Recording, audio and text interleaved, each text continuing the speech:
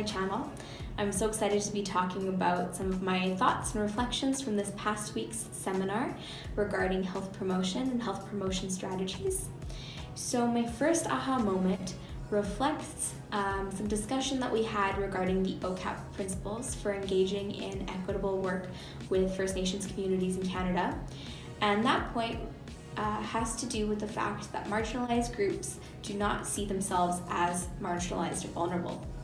So this reflects quite nicely the thought that within our health and society degree, we talk a lot about how health promotion strategies or particular like public health strategies are often targeting high-risk groups, which tend to have social vulnerabilities.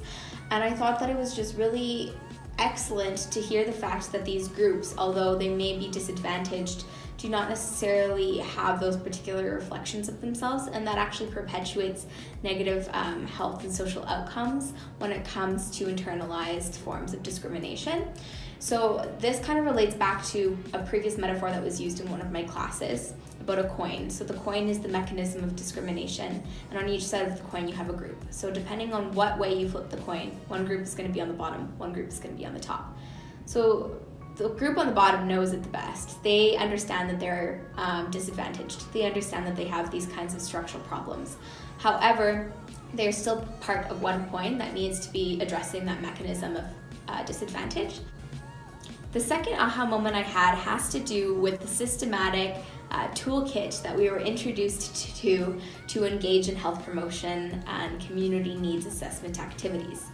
So I consider myself to be a very structured and organized person, and as such, having some type of systematic tool to help guide my thoughts and engagement is absolutely crucial for me to feel like what I'm doing is successful, or at least has some type of plan to follow suit with.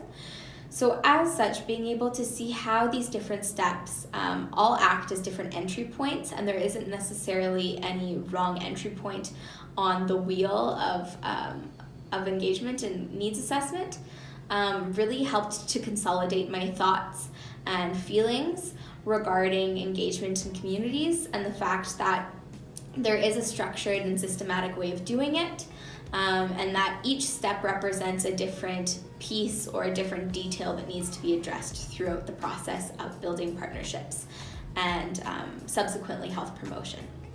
And the third aha moment I had has to do with the word colonial or colonialism.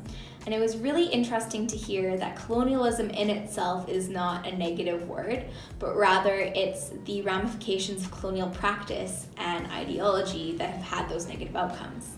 So it was just interesting to me, being like 4 years into this degree program that focuses largely on community engagement and an understanding of the wrongdoings by by colonial powers against Indigenous individuals. And it just came to mind that colonialism in itself did not perpetuate these types of stereotypes or negative health outcomes, but rather it was acting on colonial ideology that did. So I just found it interesting, especially when talking about health promotion, that colonialism embeds itself in a lot of our structures, thoughts, practice. It informs all of our practice. So I think the first step is acknowledging the fact that colonialism exists, and then working to disengage it from the process. So it just kind of put things into a different frame of reference for me and allowed me to challenge and critique the way that I've been seeing research, both in the global health sense and in the Indigenous health sense. Thank you very much for joining me for another week of Reflections of Seminar, and I look forward to talking about my thoughts and ideas for next week's seminar. So see you then, and take care.